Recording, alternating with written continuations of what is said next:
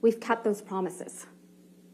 One of those promises we made was that you would come to understand who Ms. Heard is, that she is a deeply troubled person, violently afraid of abandonment, desperate for attention and approval. And in her relationship with Mr. Depp, she was violent, she was abusive, and she was cruel. You heard from Dr. Shannon Curry, who explained that Ms. Heard suffers from borderline personality disorder and histrionic personality disorder. These are disorders that are characterized by anger, sometimes uncontrollable and explosive anger, and a powerful, sometimes desperate need for attention, acceptance, and approval. Fear of abandonment is the deepest fear. A person with these disorders will suffer from dramatically fluctuating moods and can sometimes be violent and aggressive. They can also be charming and likable, but they can be incredibly manipulative and wild.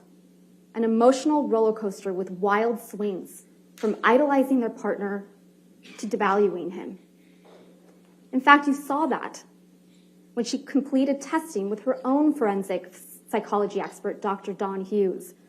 Ms. Heard self-reported that she felt like she had 3 or 4 different personalities, and that sometimes her temper would explode and she'd completely lose control.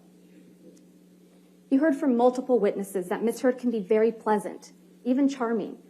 But you also heard from multiple witnesses and in audio recordings of Ms. Heard that she can be incredibly aggressive, violent, and cruel.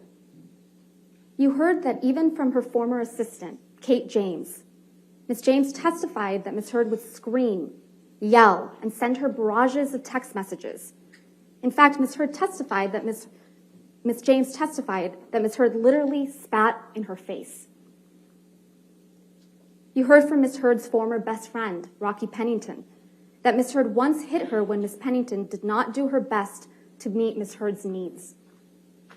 You also heard from Beverly Leonard that she once witnessed Ms. Heard assault her then partner in Seattle Airport in 2009.